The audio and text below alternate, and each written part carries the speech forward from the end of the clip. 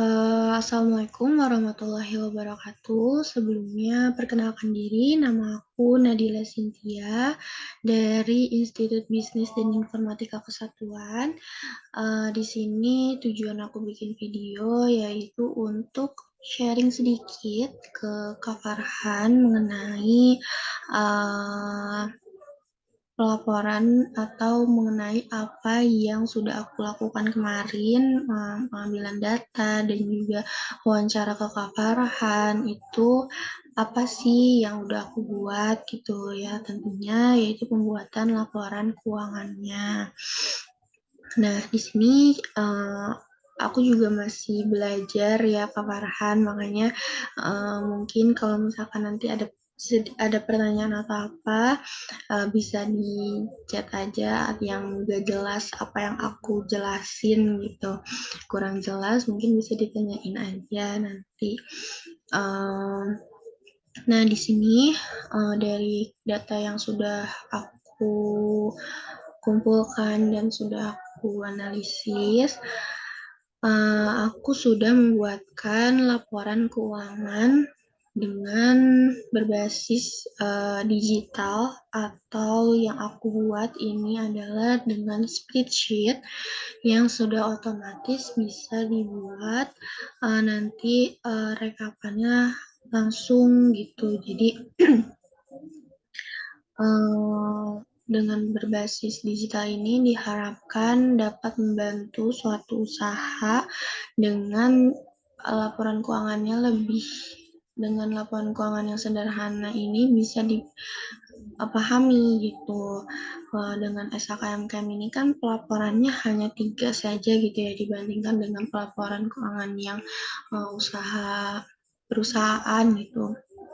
Itu ada laporan laba rugi, laporan posisi keuangan atau neraca, dan juga ada catatan atas laporan keuangannya gitu. Nah, itu yang aku buatkan selama yang kemarin udah aku kumpulkan itu, aku buatkan 3 bagian itu dengan aku mengambil contoh sampelnya di bulan September gitu. Kenapa di bulan September? Karena untuk kelengkapan datanya itu alhamdulillah ada di September yang Kak Farhan kasih persediaan itu aku bisa dijadikan contohnya di September gitu. Nah, langsung aja sebelum ke bagaimana pengisian laporan keuangannya ini, itu aku jelasin dulu sedikit tentang apa aja sih komponen yang ada untuk laporan keuangan ini gitu. Yang pertama ada COA atau tabel bantu akun ini.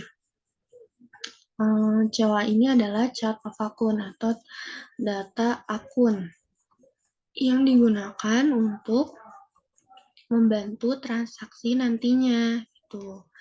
Nah, setelah ada COA ini, ada saldo awal. Saldo awal ini aku dapat dari wawancara yang udah kemarin aku lakukan. Kayak kemarin nanya berapa sih Kak perkiraan kasnya, banknya gitu. Nah, ini ada udah aku tulis, dan ini pokoknya saldo awal ini nanti aku akan jelaskan lebih lanjut. Itu kita lanjut ke step komponen lainnya. Setelah ada kita coba ada neraca saldo, apalagi yang bisa untuk membuat laporan keuangan gitu. Tentunya ada jurnal umumnya gitu. Nah, ini udah aku buatkan secara otomatis, yang dimana nanti ketika kita menulis atau mencatatkan di sini itu langsung masuk ke step selanjutnya gitu.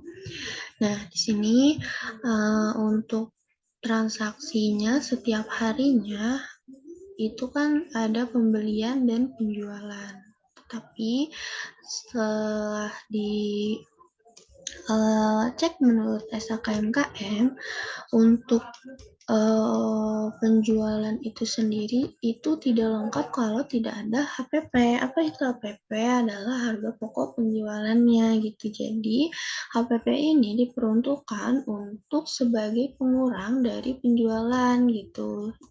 Jadi berapa sih biaya pembebanan yang udah dipakai untuk penjualan itu besarnya berapa gitu. Jadi didapati laba sebelum laba bersih itu laba kotornya berapa gitu. Nah, pengurangnya itu si HPP-nya gitu. Nah, jadi di sini ada 3 jurnal yang aku buat setiap harinya gitu. Yang pertama ada pembelian persediaan barang dagang, itu jurnalnya persediaan bahan baku terhadap kas atau bank. Nah, di sini aku juga minta izin dulu Kak Farhan bahwa data yang aku ambil ini adalah data kesimpulan atau perkiraan sesuai data yang ada nih. Kan Kak, data Kak Farhan ini pembelian ada kayak misalkan 3.200.000, pokoknya ada angka keriting gitu ya. Nah, di sini kan aku ambilnya itu data pembulatan ini karena aku ingin masukkan ke kas dan bank juga. Dan di situ kan Kak Farhan juga menuliskan uh, yang dikeluarkan oleh kas berapa sih, yang dikeluarkan oleh bank itu berapa sih, itu kan nggak ada.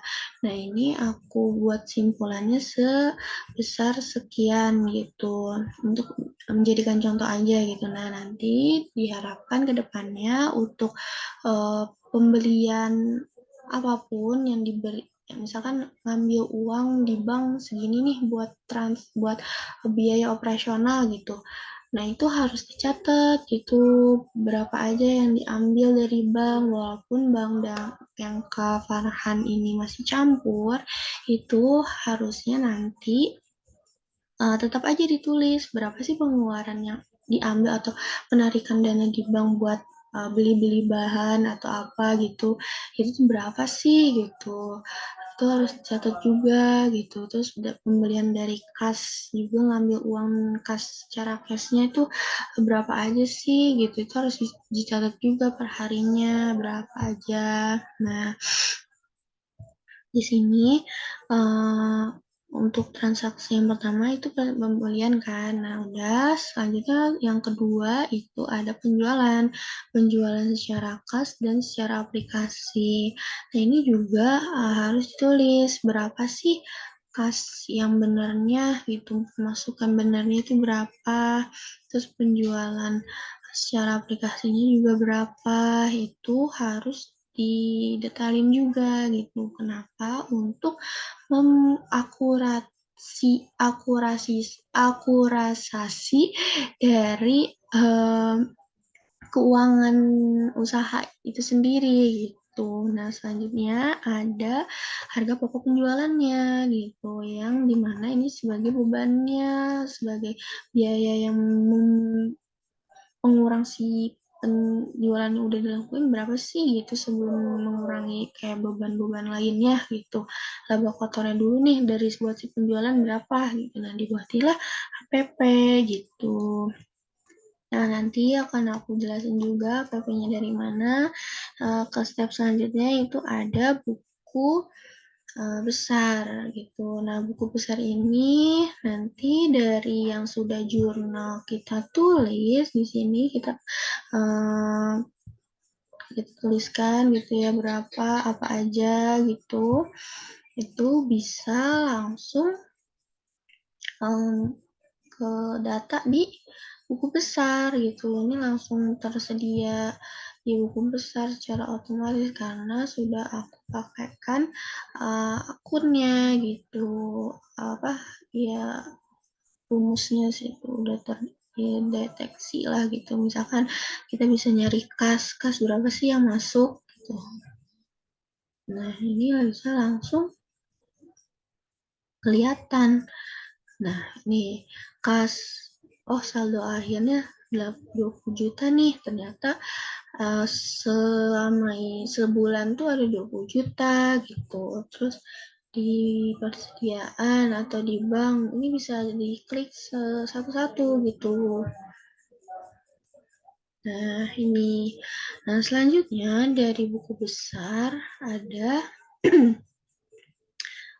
kalau neraca lajur ini boleh di-skip aja karena ini ada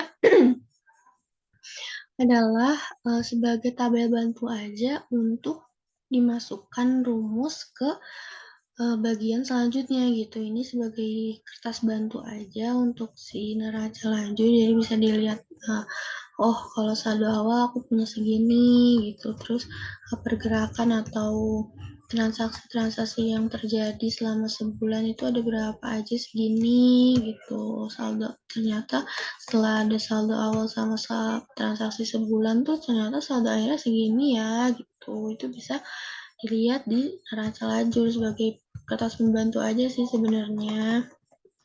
Nah, setelah itu ada laporan laba ruginya. Laporan laba ruginya juga ini sudah secara otomatis kalau udah pokoknya kuncinya ada di jurnal, langsung ke deteksi ke step-step selanjutnya gitu, langsung secara otomatis masuk ke buku besar, langsung ke laporan laba rugi gitu, langsung masuk. Nah, ini ada penjualannya kan, harga pokok dan lain-lain. Terus ini juga neracanya. Nah, sebelumnya kan ada laporan perubahan ekuitas. Itu apa? Laporan di mana laba ditahan gitu. Jadi modal awal yang udah sebulan kemarin ditambah sama laba yang sekarang gitu. Jadi modal untuk sebulan ini tuh ada sekian gitu.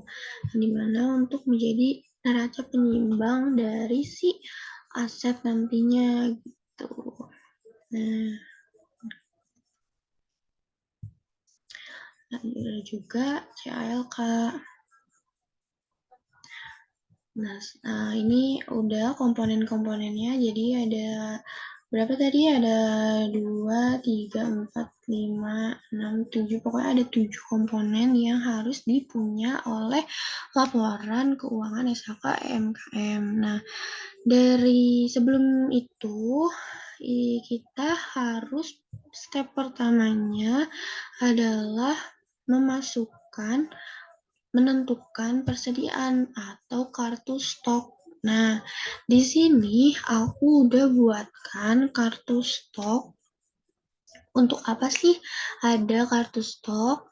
Kartu stok ini dibuat untuk melihat keadaan fisik yang sebenarnya itu sama nggak sih sama apa yang udah kita lakukan tadi sampai akhir tuh yang udah lakukan transaksi-transaksi. Nah, ini tuh dilakukan pengecekannya biasanya setiap akhir bulan gitu. Nah, ini aku udah buatin stock out name-nya untuk persediaan bahan baku. Ini awalnya itu kita masuk ke barang masuk dulu. Nah, ini ada sheet barang masuk. Misalkan di yang pertama ada di September ada wortel, tomat, nanas gitu kan. Ini masukin jumlahnya misalkan 2 kilo, tulis 2. Ini udah secara otomatis masuk ke sheet persediaan barang masuk, langsung masuk gitu. Jadi ini adalah rekapan dari stock of name persediaan bahan baku di bulan September itu seperti apa. Nah, ini bisa dilihat rekapan sebulan berapa gitu. Nah, ini juga aku sediain sheet barang keluarnya juga. Nah, barang keluar kan Kak Farhan gak nulis ya berapa keluarnya gitu. Nah, di sini aku menggunakan kesimpulan yang aku analisa sendiri dari kan Kak Farhan ada tulis yang pagi sama malamnya. Nah, itu aku kurangin aja. Aku perkirakan kalau misalkan memang malam kan itu sisa dari yang ini kan, yang hari ini. Nah, aku kurangin sama yang paginya gitu. Jadi dari pagi ke yang sisa itu kan berapa sih kepakainya gitu. Nah, itu aku kurangin sendiri aja gitu untuk mencari si jumlah terpakainya. Nah, alangkah baiknya nantinya Kak Farhan itu mencatat berapa sih perkiraan yang terpakai gitu kan. Bisa sisa segini tuh kepake berapa ya gitu. Nah, ini juga langsung masuk ke persediaan keluar gitu. Langsung jumlahnya di sini karena udah aku pakein rumus yang otomatis gitu. Nah, harga yang di sini itu aku tulis harga rata-rata dari yang harga yang beda-beda gitu aku rata-ratain. Nah, aku tulis di sini. Setelah itu aku buatkan juga tabel persediaan rusak atau busuk di akhir bulan gitu. Kan pastinya kalau misalkan pengecekan di stock of name itu di akhir bulan gitu kan. Apa aja sih buat di yang rusak-rusak atau yang busuk buah-buahnya gitu. Misalkan di gudang lagi ngecek gitu untuk akhir bulan, ini bisa ditaruh di sini gitu. Yang dimana nanti bisa didapatkan hasil akhir dari persediaan di bulan September itu, oh ternyata sekian, yang fisik yang beneran ada sisanya tuh ada sekian gitu. Itu bisa dilihat di rekapan persediaan stok komponen per bulan ini gitu. Nah, setelah itu kita udah buat persediaan, itu hal yang Kak Farhan harus lakukan juga adalah pembuatan harga pokok produksi atau harga pokok penjualannya. Gimana sih cara menghitungnya? Nah, kenapa harga pokok penjualannya itu sangat perlu? Yaitu yang tadi udah aku jelasin di awal ya. Karena itu sebagai pembebanan dari si penjualan itu. Apa sih jadi biaya untuk penjualan ini tuh berapa gitu? Harus dikurang gitu. Itu makanya harus ada HPP-nya. Nah, yang makanya harus dibuat komposisi HPP. Nah, ini contoh untuk wortel dan lain-lain gitu. Di sini aku gunakan ya, aku meminta izin juga untuk data yang aku ambil dan aku tuliskan di sini itu adalah perkiraan untuk penjualan jus gitu, untuk penjualan jus aja gitu kan, karena Kak Farhan sendiri yang menganalisis untuk si si harga jual itu kan 10 ribuan kan, yang dimana 10 ribuan itu kayak jus gitu per cupnya, terus jus yang terjual gitu 10 ribu. Nah, aku mengambil data dari situ bahwa di sini harga jual 10 ribu itu bisa dapat keuntungan. Jadi untuk masing-masing resep dari menu yang Kak Farhan punya, alangkah lebih baiknya itu dibuatkan HPP masing-masing gitu. Kenapa? Biar kita tahu si keuntungan dari masing-masing menu itu berapa gitu. Jangan kita menafsirkan saja perkiraannya. Kita harus buat konsepnya dulu gitu kan, biar ketika dilihat oh untungnya cuma 2.000 nih gitu, kayak misal yang ini, oh untungnya cuma 3.000 ternyata untuk si tomat gitu. Ini kan kayak untuk menguntungkannya kan rendah gitu, maksudnya Kak Farhan ingin mengambil keuntungan misalkan sebesar 40% gitu, itu kan bisa diubah-ubah kan di dalam takaran-takaran yang udah dibuat per resepnya gitu, bisa di ubah untuk membuat jadi lebih untung gitu. Ini kan bisa dilihat kan kalau oh ini per menu tuh untungnya segini gitu. Nah, itu makanya pentingnya dibuatkan harga pokok penjualan untuk masing-masing dari menu yang ada. Di sini aku minta izin buat buatkan HPP-nya itu perumpamaan 20 resep jus gitu. Nah, yang dimana yang takaran yang wortel ini juga aku ambilnya dari VN Kakaran yang kemarin kirim ke aku yang kalau timun itu perkiraan terpakainya berapa gitu-gitu itu aku pakai di sini datanya. Dan setelah buat komposisi HPP per jus per resep yang ada di menu penjualan itu dilakukan namanya perhitungan HPP setiap yang terjual gitu. Nah, di sini ini. Jadi, kan Kaparhan itu gak ada juga yang namanya penjualan setiap jus itu berapa ya yang terjual. Nah, itu adalah kekurangan dari keuangan Kaparhan, maksudnya kekurangan dari keakurasian dari Kak Farhan membuat laporan keuangan gitu. Dan makanya di sini aku mengambil kesimpulan gitu untuk jus yang terjual itu dari jumlah yang terpakai selama sehari gitu. Jadi misal yang ini kan 7 gram wortel kepake, aku tafsirkan 2 yang terjual gitu dan seterusnya. Ini kenapa harus banget ada jus yang terjual atau menu yang terjual itu nominalnya karena agar bisa dikalikan dengan HPP yang ada gitu. HPP yang sudah dibuat per jus resep menu itu kita kalikan dengan jus yang terjual gitu.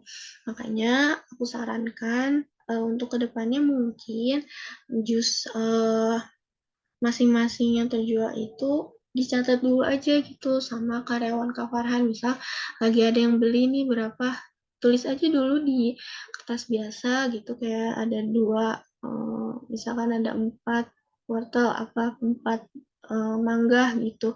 Ya tulis aja secara acak dulu gitu. Nanti di rekapnya langsung aja ditulis di sini. Di sininya ditulis totalnya berapa yang tadi udah pada ditulis gitu. Nah, ini untuk mencari harga pokoknya dan tentu juga untuk mencari harga penjualannya gitu. Yang bisa kita lihat langsung di tabel ini gitu. Nah, ini kan bisa dilihat. Jadi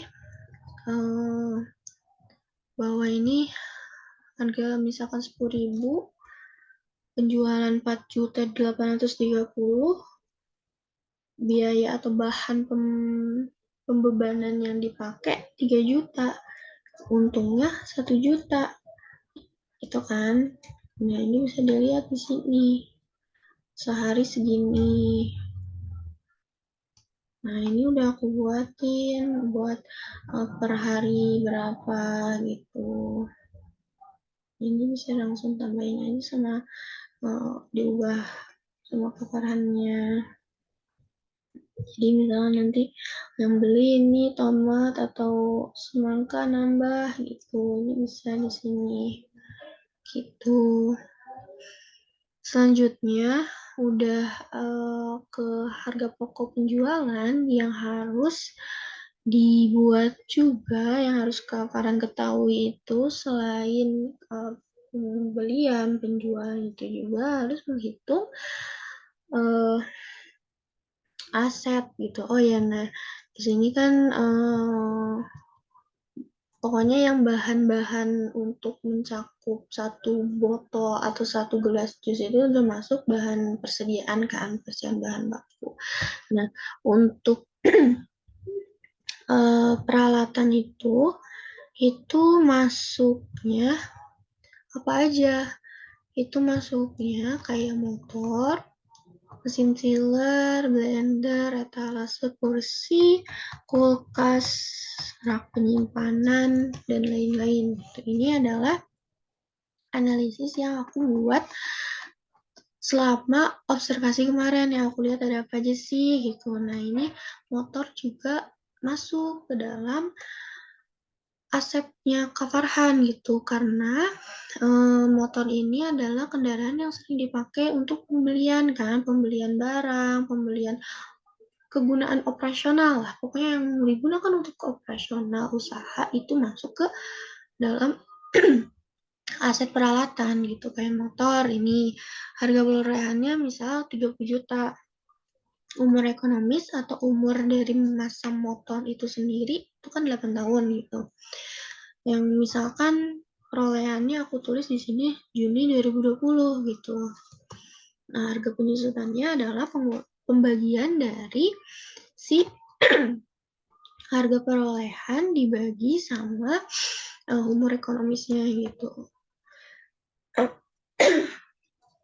Nah, untuk penyusutan per bulan itu tinggal dibagi 12 aja gitu. Jadi per bulannya berapa sih biaya yang harus disusutkan gitu untuk masing-masing peralatan gitu. Itu kan harus diperhitungkan juga gitu.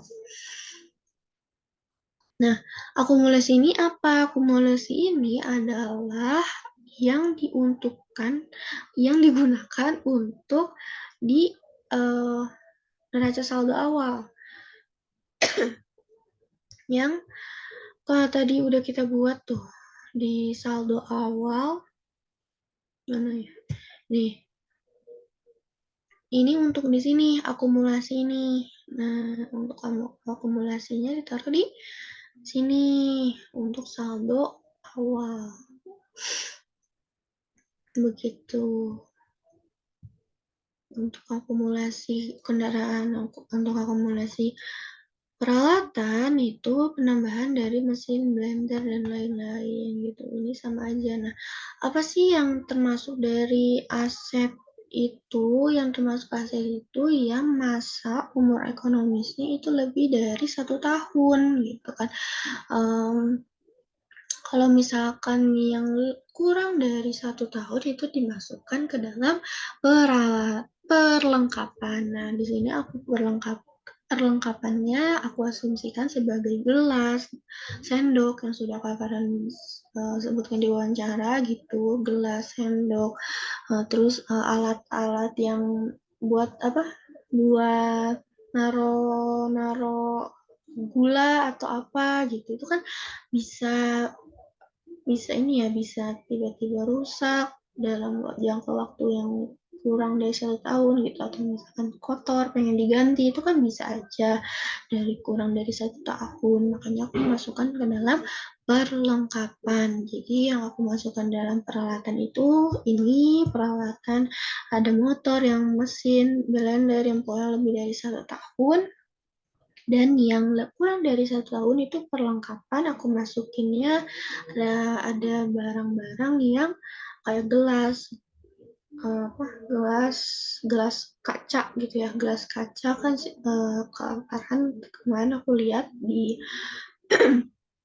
outlet itu ada kayak gelas kaca gitu-gitu, terus ada sendok gitu, ada tempat-tempat gula gitu kan. Nah, itu aku masukkan ke perlengkapan gitu. Jadi yang dimasuk perlengkapan itu yaitu barangnya. Kalau misalkan yang kayak sedotan gitu-gitu itu masuknya ke bahan baku, persediaan bahan baku, karena itu masuk ke dalam satu penjualan untuk jus itu sendiri gitu, menjadi bahan persediaan itu sendiri gitu. Nah, ini masuk ke dalam mana sih yang tadi coba.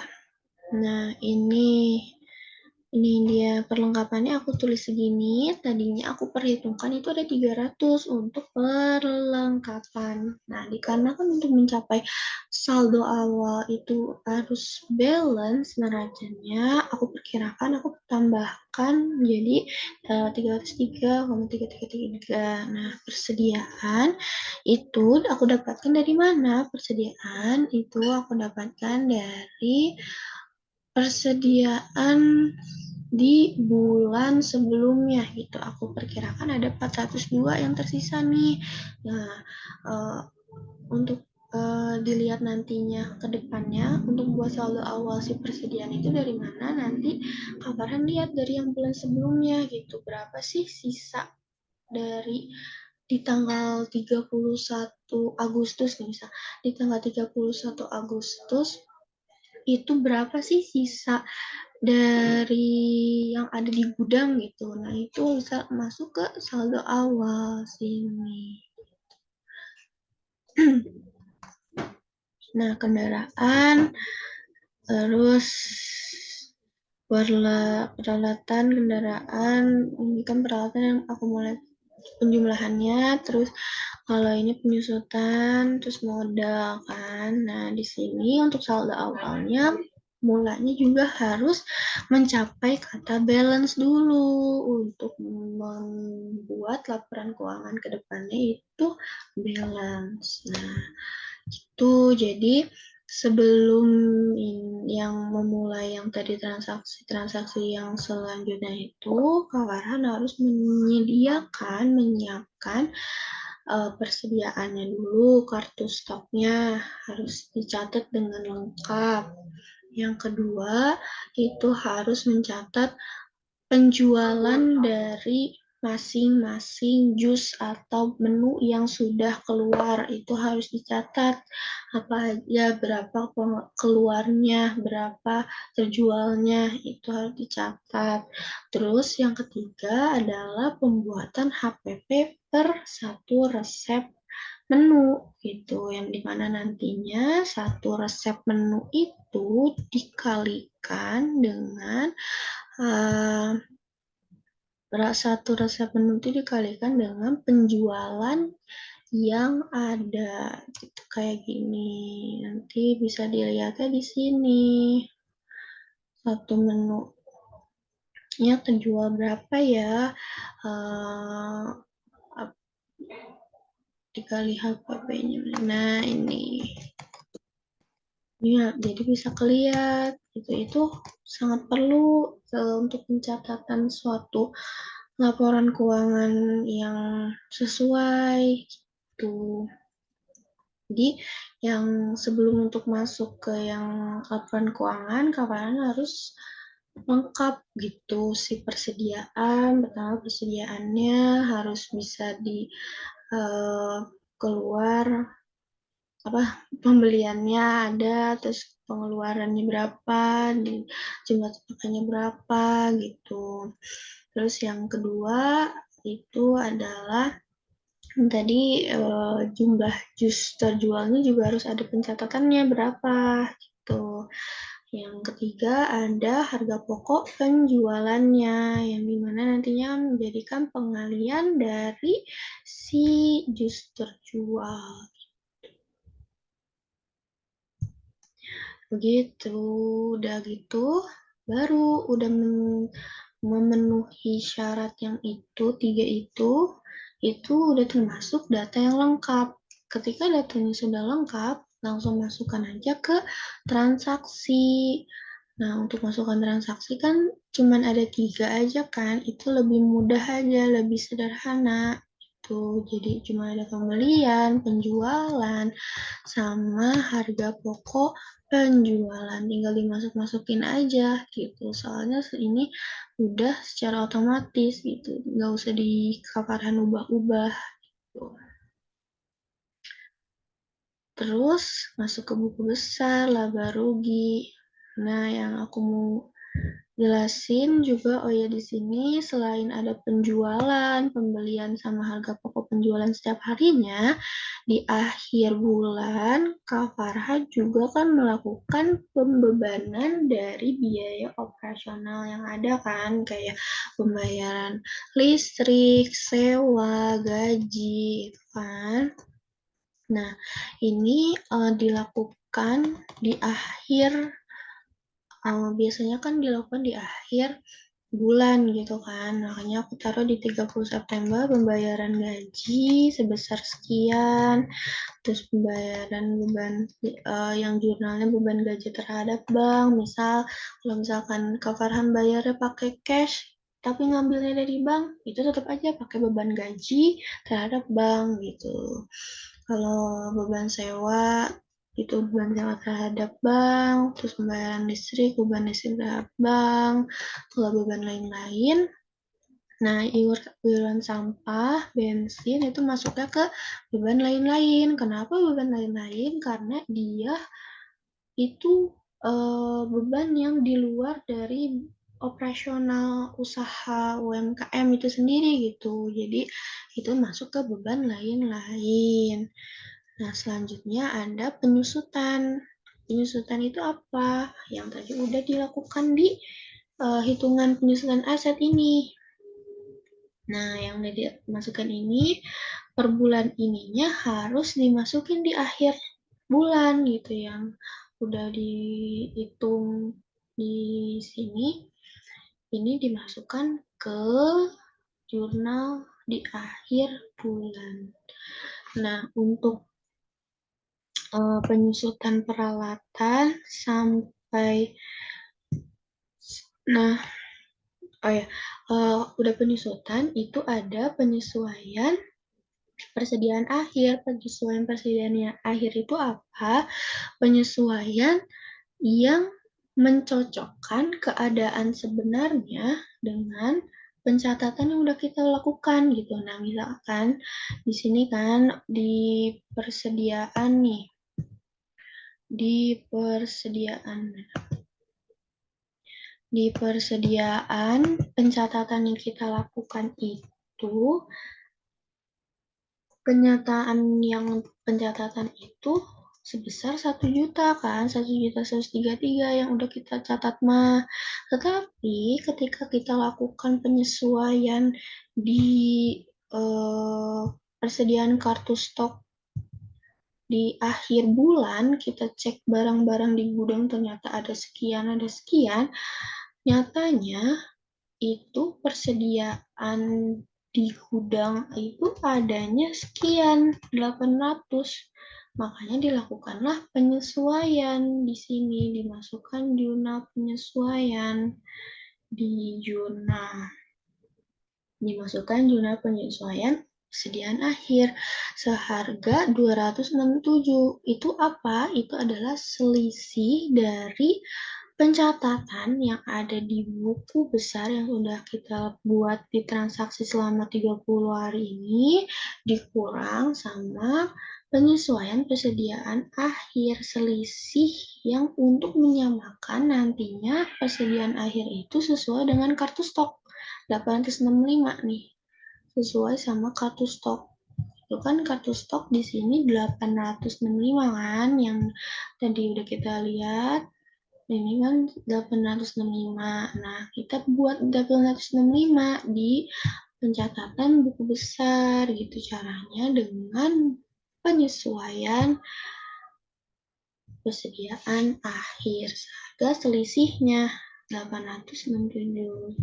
Jadinya penyesuaiannya sama nih, persediaannya sama nih sama di persediaan kartu stok tuh. Gitu. Jadi simple banget untuk melakukan transaksi di usaha Kak Farhan ini gitu. Karena cuma ada transaksi penjualan, pembelian, penjualan sama HPP aja gitu. Sama di akhir bulan itu ada penyesuaian-penyesuaian, yaitu penyesuaian ada pembayaran gaji, pembayaran apa-apa, itu kan beban-beban gitu kan. saat penyesuaian penyusutan, dan persediaan akhir gitu doang untuk transaksi yang ada di Kaparhan itu sendiri, di usaha Kaparhan gitu. Jadi tinggal Kaparhan masukin aja gitu. Ini udah sangat simple banget gitu ya. Ini jadi apa yang udah masuk di buku besar langsung keluar di sini gitu. Jadi bisa dilihat penjualan 127. Ternyata harga pokoknya segini. Laba kotornya sekian. Nah, dikurang juga sama beban-beban yang ada. Tuh, ada beban gaji, beban sewa, beban listrik, penyusutan, sama beban lain. Ternyata laba bersih sebulannya 24 juta.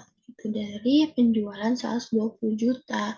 Mendapatkan keuntungan 19% gitu untuk laba bersihnya. Terus neracanya itu masuknya apa aja? Neracanya masuknya ada kas, ada bank, persediaan, perlengkapan, peralatan, kendaraan, penyusutannya gitu. Itu asetnya ke dalam masuk ke dalam golongan aset. Terus kewajiban kan nggak ada nih. Langsung modal yang ini dapat dari mana? Dari laba ditahan, penambahan laba ditahan. Laba yang dari saldo awal ini ditambah sama laba yang tadi udah kita cari. Jadi modal untuk bulan ini itu sebesar sekian gitu. Untuk modal selanjutnya ke depannya gitu. Jadi balance nih gitu. Nah, TLK ini sebenarnya perlu apa enggak sih? Sebenarnya ini untuk informasi aja yang diberikan kepada misalkan nanti adanya suatu investor atau kepentingan-kepentingan lainnya gitu yang menginginkan pencatatan laporan keuangan Kaparan itu seperti apa sih gitu. Ini dijelaskan melalui kata-kata dari yang tadi angka-angka aja gitu ya. Ini dijelaskan cara kata-katanya gitu. Nah, ini kayak menjelaskan King Jus ini apa sih gitu, berdirinya kapan, tempatnya di mana gitu. Terus udah sesuai tak sama SAKMKM apa enggak? Ternyata udah gitu. Terus dasar penyusunannya apa aja? Dasar penyusunannya itu berdasarkan historis kejadian yang sebenarnya menggunakan asumsi dasar akrual yang fakta gitu. Terus persediaannya menggunakan perpetual. Perpetual itu apa? Perpetual itu yang secara yang tadi yang setiap ada penjualan ada HPP-nya itu setiap transaksinya ada gitu. Harga pokok penjualannya itu setiap transaksinya ada. Jadi menggunakan sistem perpetual gitu. Terus asetnya dihitung apa enggak? Iya, ternyata dihitung. Penyusutannya dihitung gitu.